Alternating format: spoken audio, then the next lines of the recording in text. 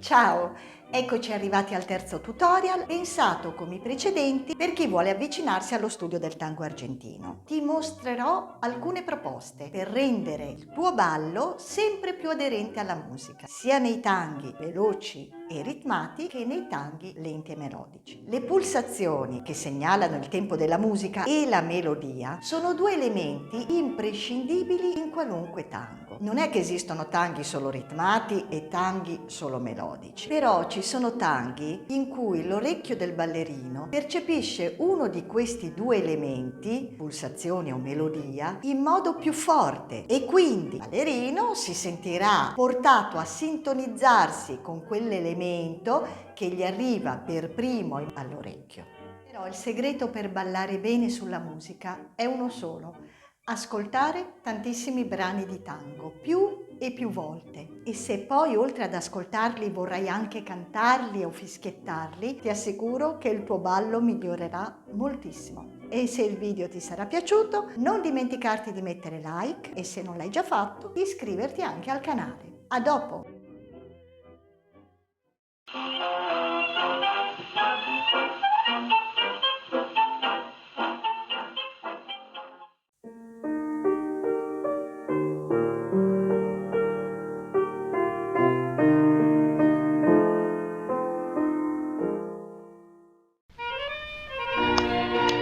Nel precedente tutorial abbiamo detto che per stare sulla musica cambiamo il peso del corpo sul posto o facendo il passo in camminata sulla prima e sulla terza pulsazione.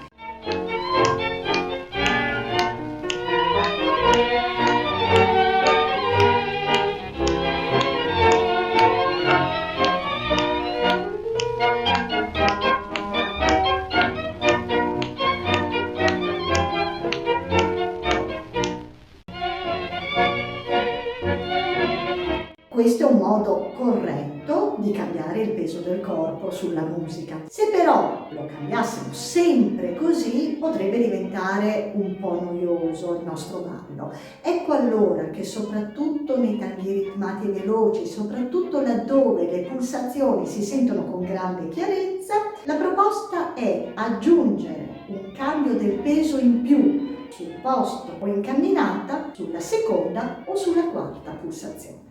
Così.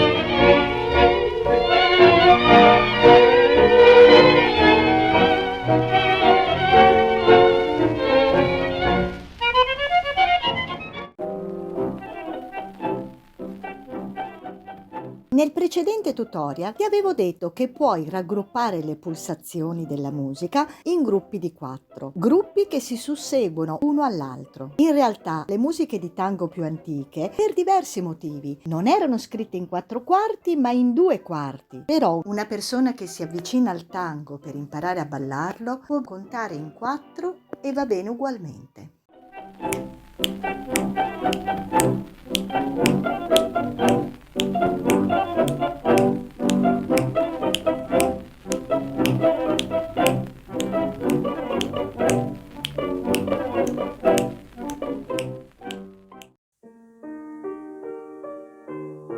Vediamo ora la finta, un movimento molto adatto per i tanghi veloci e ritmati.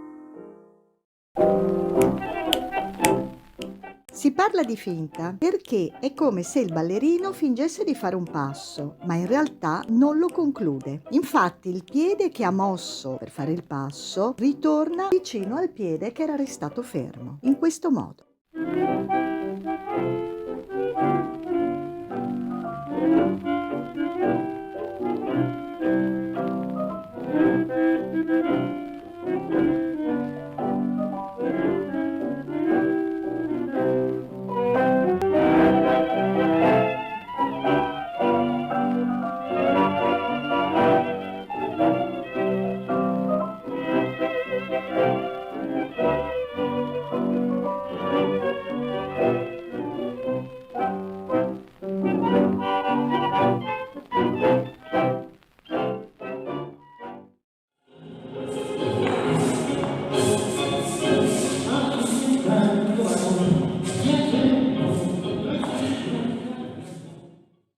Nella finta, il cambio del peso tra i due piedi avviene generalmente su due pulsazioni vicine della musica.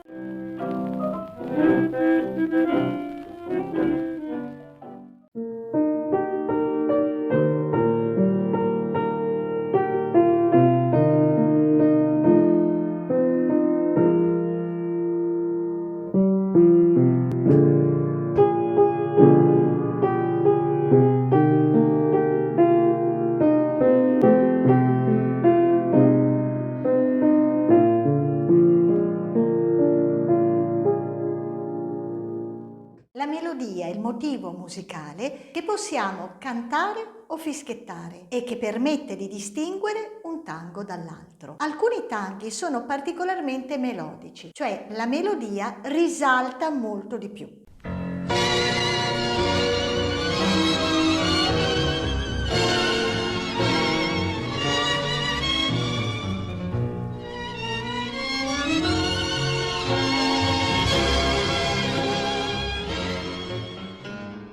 La melodia viene espressa da determinati strumenti, principalmente i violini, il bandoneon e soprattutto la voce del cantante. Ci sono poi altri strumenti come ad esempio il contrabbasso e il pianoforte nella sua parte più percussiva, che invece sono dedicati a svolgere il ruolo di mantenere il tempo della musica, cioè far sentire bene le pulsazioni. Ci sono tanghi che presentano dei momenti in cui la melodia ha una tale intensità che attira il ballerino, cioè il ballerino, anziché seguire, cosa che potrebbe fare ugualmente, le pulsazioni del tempo musicale, segue la linea melodica. Cosa vuol dire stare sulla melodia? Sicuramente segnalare le pause, dove finisce una frase musicale e ne inizia un'altra, ma anche a volte rallentare il proprio movimento. Può trattarsi di un rallentamento nel movimento della gamba, potrebbe però essere un rallentamento nel movimento del busto di chi marca e di conseguenza nella risposta del bacino di chi segue.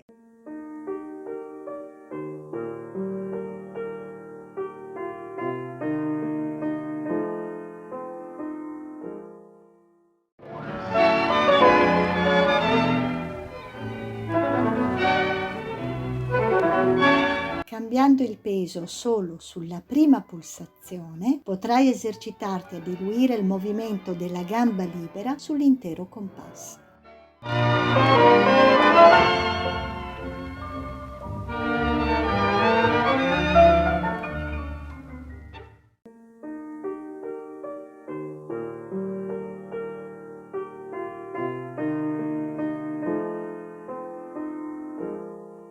Un buon esercizio per allenare, oltre che l'orecchio, anche l'equilibrio, è diluire il movimento della gamba libera su due compass.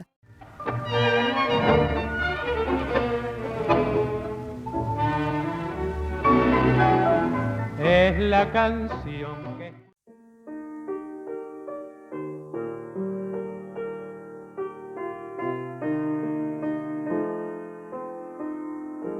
La melodia è composta di diverse frasi musicali, un po' come un discorso che va da un punto a un punto. Quando io parlo, cerco di respirare nel momento in cui ho terminato di esprimere il mio pensiero, e così anche nella melodia c'è come un punto tra una frase musicale e l'altra.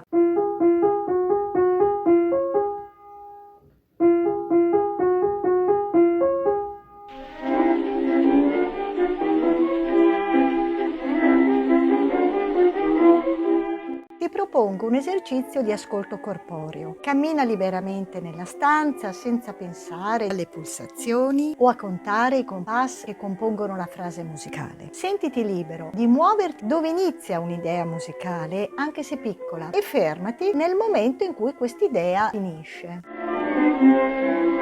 Es la canción que escuchamos ayer y que oigo de nuevo y martilla mi mente.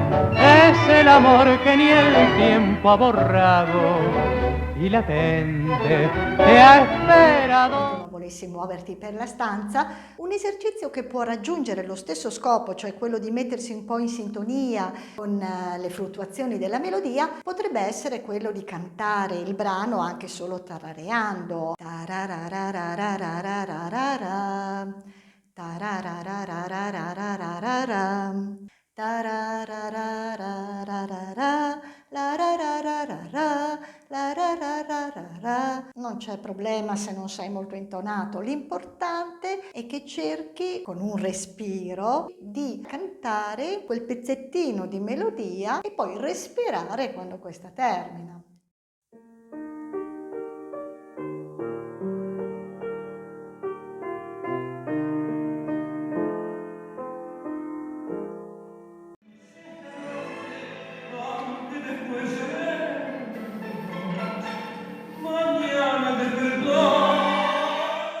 A cosa serve individuare tutti questi momenti di pausa alla fine della frase musicale o all'interno della frase? Ecco, serve per acquistare consapevolezza delle fluttuazioni della melodia e di conseguenza poter creare il proprio ballo sulla musica. Ora, non è che il ballerino è costretto ogni volta che c'è una pausa a fermarsi o a interrompere il movimento che sta facendo, assolutamente no. Questi esercizi servono per far entrare la musica dentro. Potrebbero esserci altri esercizi per arrivare a questo. L'importante è che quando una coppia balla e crea un'improvvisazione di movimenti sulla musica, lo faccia avendo ben chiaro l'andamento della melodia. Finora ho sempre parlato al ballerino. Nella coppia di ballo chi prende le decisioni sulla creazione del movimento sulla musica è chi guida.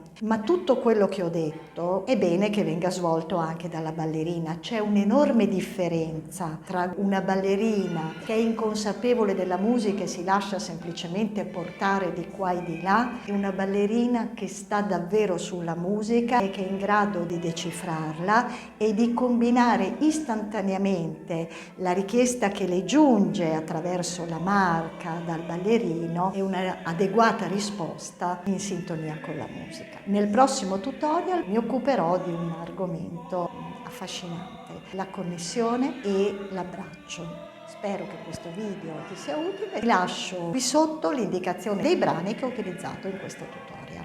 Ciao e buon tango!